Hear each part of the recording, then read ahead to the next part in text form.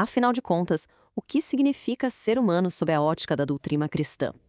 Nesta nossa exploração, a gente vai mergulhar nos textos que falam sobre a criação, sobre o nosso estado original e, claro, sobre o propósito de tudo isso. Então, vamos direto ao coração dessa visão. E olha, logo no comecinho do livro de Gênesis, a gente já encontra a declaração que é a base de tudo. A criação da humanidade não é tratada como um acidente ou um acaso, mas como um ato totalmente deliberado e único de Deus. Essa frase, a nossa imagem, conforme a nossa semelhança, já estabelece um status todo especial para o ser humano, colocando-no numa categoria diferente de todas as outras criaturas. Então, se a humanidade é o ponto alto da criação, a pergunta óbvia é: mas o que significa, na prática, ser a imagem de Deus? Vamos investigar agora quais eram as qualidades que, segundo a fonte, formavam essa imagem original. E aqui a coisa fica muito interessante. A teologia tenta decifrar o que é essa imagem.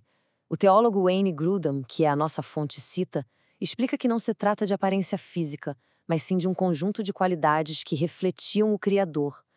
Isso vai desde a capacidade de pensar, de criar, até responsabilidades como o tal do domínio sobre a terra, que é mais entendido como um papai de cuidador, sabe? E ainda por cima qualidades como pureza moral e imortalidade. Em resumo, era ser um representante de Deus aqui no mundo. Só que a narrativa bíblica continua, e a gente sabe que algo mudou, e mudou drasticamente. A queda, que é a entrada do pecado no mundo, não apagou a imagem de Deus, mas, digamos, a desfigurou. E essa é uma distinção muito importante. Como a gente vê aqui, a pureza moral virou um caráter pecaminoso. O intelecto que era claro foi corrompido, e a retidão original acabou sendo trocada por engano e astúcia. Isso nos leva a uma questão um pouco mais prática. Como exatamente a humanidade foi formada? A fonte descreve um processo superintencional, bem diferente do processo de criação dos outros seres. A pergunta que guia a gente agora é bem direta.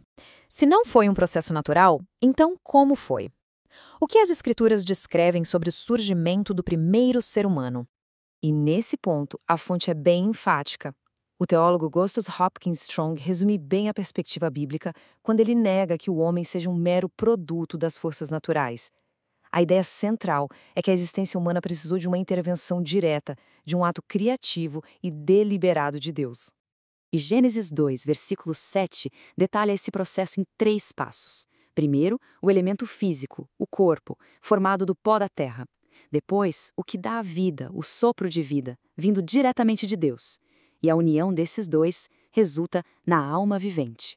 O ponto-chave aqui é que a humanidade é mostrada como uma união que não dá para separar entre o material e o espiritual. A narrativa então continua com a criação da mulher. Segundo o texto, ela foi formada a partir do homem, e a expressão usada é auxiliadora idônea, que significa muito mais que uma simples ajuda. É uma companheira adequada, que corresponde, que é essencial para ele.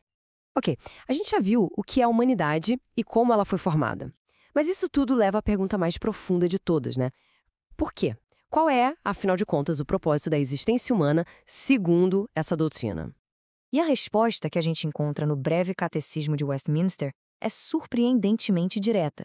Diz que o objetivo principal do ser humano tem 2 partes: glorificar a Deus e gozá-lo para sempre. A doutrina defende que essas 2 coisas não são só conectadas, elas são como 2 faces da mesma moeda. Mas o que quer dizer glorificar a Deus? A teologia por trás disso é bem clara. Não se trata de adicionar alguma coisa à glória de Deus, que já é infinita. A ideia é refletir essa glória. E na prática, como a gente vê aqui, isso acontece através de adoração, de amor e de um serviço em obediência. Portanto, a conclusão dessa linha de pensamento é que todo e qualquer aspecto da vida, das coisas mais simples às mais complexas, tem um propósito maior: exaltar e refletir a glória do Criador. Certo, se o grande propósito é glorificar a Deus, como isso se manifesta no dia a dia? A fonte aponta para responsabilidades práticas que foram dadas à humanidade desde o começo, que são conhecidas como os mandatos. E são quantos mandatos? A fonte organiza essas responsabilidades em 3 categorias principais, que no fim das contas abrangem todas as áreas da vida. Vamos ver exatamente quais são. Essa tabela ajuda a gente a organizar a estrutura de um jeito brilhante. A gente vê aqui 3 grandes áreas de responsabilidade. A primeira é a espiritual, que é focada na relação vertical, na comunhão com Deus. A segunda é a social, a responsabilidade horizontal de construir famílias, sociedade.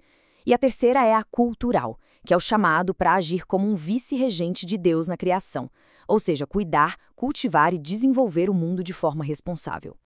E para fechar o círculo, essa citação do apóstolo Paulo amarra tudo. Ela conecta a execução desses mandatos, comer, beber, trabalhar, viver em sociedade, de volta ao propósito principal. A ideia é que todas as atividades humanas, quando feitas do jeito certo, cumprem o objetivo de glorificar a Deus. E a gente termina uma pergunta para reflexão. Se a existência humana, de acordo com essa doutrina, tem um propósito tão definido e responsabilidades tão claras, que implicações isso teria para o jeito que a vida é vivida hoje em dia?